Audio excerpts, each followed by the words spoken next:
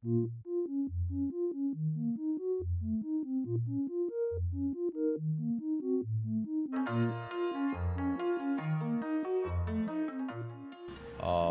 петка ќе ја започнам со еден многу интересен доживеј што ми се случи во Индија, а тоа е кога сестра ми тотално не заборави. Ние пристигнавме во аеродромот на Мумбај, јас, мајка ми и братучет ми кој што беше камерман.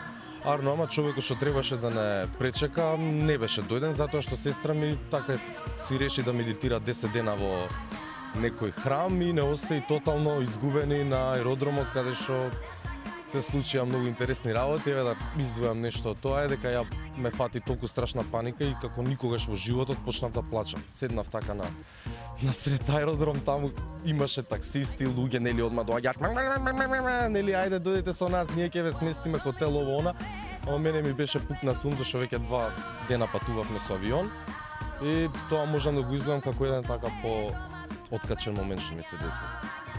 Исто така еден интересен момент од мојот живот, како втор битен фактор од мојата петка се моите 4 умници.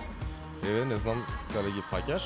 Тоа се забите што беа во мојата уста, но нели заради проблеми со предните заби избивања моравме да ги извадиме осмиците и најстрашно беше што кога се вадеше вториот од нив, а тој е најголемиот, еве овој заб кога ми го извадија од тука, ми пратија студенти да ми ги вадат забиве, немаше доктори и почна да си живljаваат со мене во клиника.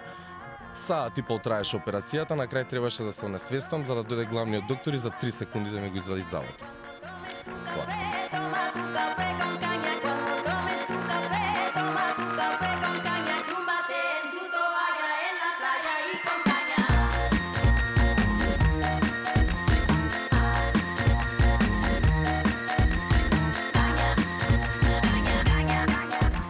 Трета работа од мојата петка би го издвоил моментот кога морав да го вметнам татко ми во театарските води.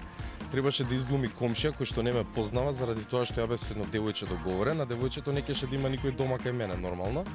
И му се јавам ја на татко и му викам кај си стари, вика дома сум, вика мај излагај ќе дојам со една девојка. Вика ајде ќе излезам и викам не ме познавај у лифт. И многу беше интересно кога гледам со девојчето у лифт, татко ми излезе од лифтот и као здраво комшија и така си се разминавме.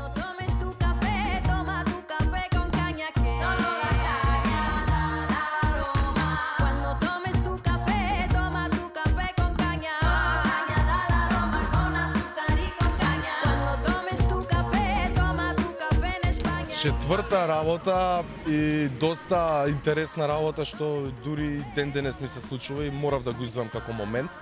Тоа е бројот 22. Значи, не знам, сите ми зборат, ајбе се фураш, си го гледал филмот 23 со Джим Кери и сега и тебе тоа. Сакам да ви кажам дека тоа од многу одамна ми се дешава, ми се случува. Значи, бројот 22 на вистина ме прогонува.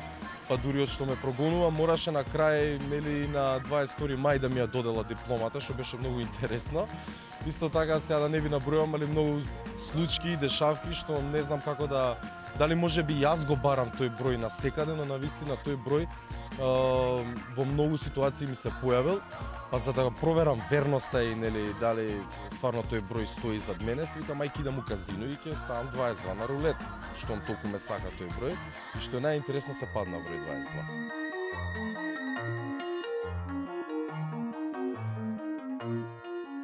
И последна и најтака интересна, неинтересна, не знам како да кажам, случка исто во Индија што ми се случи, затоа го остив за крај. Е врачувањето на ова ланче, значи имаше туристи во Труманавалај, тоа е јужниот дел од Индија, област во Ченај, каде што луѓе нели идат странци си купуваат вакви ланчиња, ова е иначе плодот од тоа свето дрво каде што бил Шива, Вишну, Брама и тие нивни богови, нели?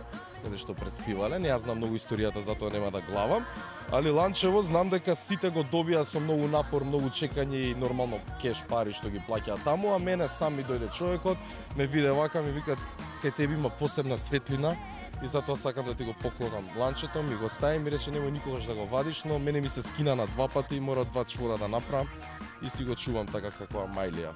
И тоа е тоа. Среќа ми не се ланче.